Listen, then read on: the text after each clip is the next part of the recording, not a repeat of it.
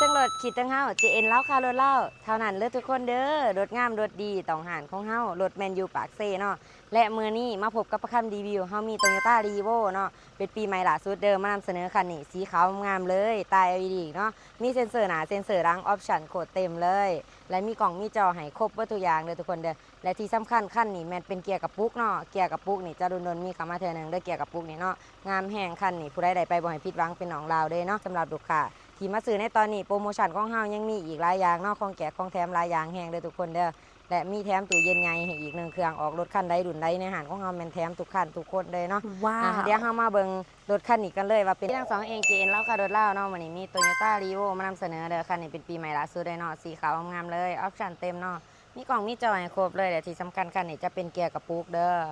โดนๆจะมีเข้ามาเทื่อนึงเนาะเกียร์กระปุกนี่เนาะจบๆงามๆแบบนี้เลยเด้อ แวนสามารถปรับพับได้เนาะมีตา LED เซ็นเซอร์หน้าเซ็นเซอร์หลังอีกกระดิกกระแจยางสกอร์มีให้ครบทุกอย่างเลยทุกคนเด้อราคาคันนี้แม่น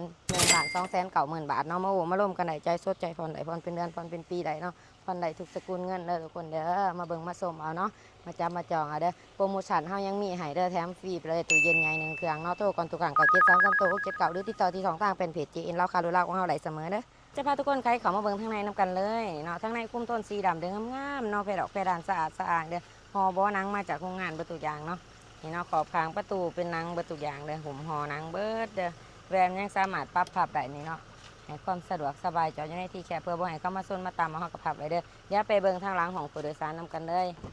กว้างๆแบบนี้เลยนี่เนาะหอบ่อนังให้ทั่วคันเลยเด้อหอบ่อนังมาจากโรงงานเลยเนาะกว้างๆสามารถนั่งได้หลายคนได้เด้อทุกคนเด้อนี่เนาะขอบกลางกะหุ่มหอนังคือกันเบิดเนาะลำโพงมีทางให้4ประตูเลยทั้ง4ขางเนาะเสียงดังฟังถุ่มแน่นอนเด้อ มาลัยจะเป็นพวงมาลัยมัลติฟังก์ชันเนาะปุ่มกดถอดคอนโทรลยังอยู่ในนี่เบิดรถสองรถเสียงเนาะครบสุดเลยเนาะหน้าปองหน้าปัดงามๆกิโลแลนหน่อยๆแบบนี้หน้าจอใหญ่ๆเนาะนี่เนาะมีหน้าจอใหญ่สามารถสัมผัสได้เด้อคนเด้อและระบบแอร์ของเฮาก็เปิดปิดได้สะดวกสบายมาเย็นแห้งเย็นคอยแบบเดียวก็วีโก้เนาะระบบแอร์นี่เนาะตามขีดนี่เลยนี่ปรับตามขีดนี่เนาะเย็นแห้งเย็นคอยปรับตามนั้นปรับอุณหภูมิกับปรับตามนี้เลยคันนี้จะเป็นเกียร์กับปุ๊ก6สปีดเนาะคันนี้เนาะ มีกล่องถอยขึ้นมาในหน้าจอนำยามเขาเกียร์ถอยเนาะแต่ว่าก่อนจะไปเบิ่งเกียร์ถอยนี่มาเบิ่งนี่ก่อนมีดีโคโหมดพาวเวอร์โหมดน้ำพร้อมอีกช่วยในการเพิ่มความไวและก็ช่วยในการประหยัดน้ำมันได้ดีสุดๆเลยเนาะคันนี้เนาะ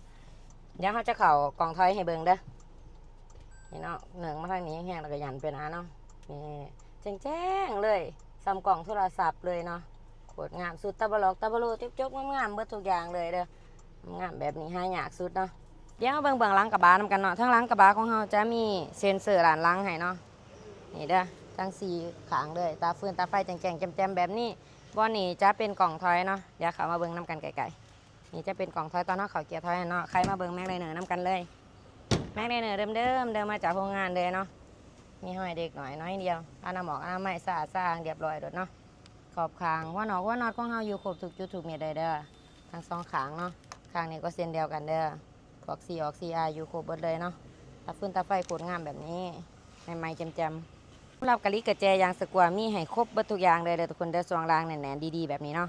ในเฮาก็ยังมีบ่อไฟฟ้าให้เด้อทุกคนเด้อสามารถปรับได้8ระดับเนาะหนึ่งไปหน้าเอ็นไปดังไหลสะดวกสบายแบบนี้เลยนี่เนาะอันนี้จะเป็นการหนึ่งไปหน้าไปดังเนาะตัวนี้ก็ถอยไปถอยมาทางหลังทางหน้าสะดวกสบายปรับได้8ระดับคือที่บอกเลยเดี๋ยวจะพาทุกคนมาฟังเสียงจักรเสียงเครื่องเบิ่งของจักรของเครื่องนำกันเลยนี่เนาะไม่เยี่ยมๆเลยทุกคนเด้อหนองลาวเนาะคันนี้เนาะนี่ว่าน็อตของเฮาอยู่ครบทุกจุดทุกเม็ดตัว L ตัว R อยู่ครบเบิดเด้อหมอฟืนหมอไฟใหม่ทุกอย่างเนาะยังใหม่ๆทุกอย่างงามๆเลยจักดีแอร์เย็นสองรางเนี่ยจักบ่หัวบ่ซึมบ่เป็นไอบ่เป็นควันรับประกันให้เลยคันนี้เอาช้างมาเบิ่งมาเช็คไหลเลยเนาะรับประกันให้ได้เลยโลโก้โตโยต้าอยู่ฟ้ากระโปรงยังอยู่ครบเบิดทุกอย่างเด้อพาไว้เต็มเลยทุกคันเด้อกับคันนี้เนาะโตโยต้ารีโวปีใหม่ล่าสุดสีขาวงามแบบนี้เป็นเกียร์กระปุกเด้อทุกคนเด้อ6สปีดเนาะอีโคโหมดพาวเวอร์โหมดอีกเนาะเพิ่มความไวและประหยัดน้ำมันได้ดีเลยแวนสามารถปรับพับได้มีตา LED อีกเนาะและบอก็ยังเป็นบอไฟฟ้าอีกเด้อทุกคันเด้อมีเซ็นเซอร์หน้าเซ็นเซอร์หลังให้ครบสุดเลยหน้าตาชมหน้าล้อๆแบบนี้เนาะงามๆแบบนี้ราคาคันนี้เพียงแต่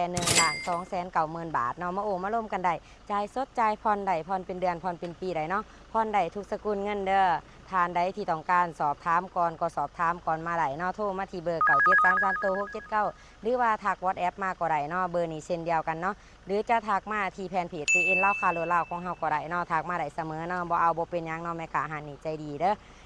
สำหรับโปรโมชั่นของเฮาเนาะถ่ายปีนี้เฮามีโปรโมชั่นให้เด้อสำหรับลูกค้าท่านใดที่มาออกรถคันใดบ่ว่าจะเป็นพวก Smart Cap Vigo Devo หรือว่า D-Max หับไปเลยตู้เย็นใหญ่1เครื่องเนาะ1หน่วยพร้อมนั้นเฮาก็ยังมีแถม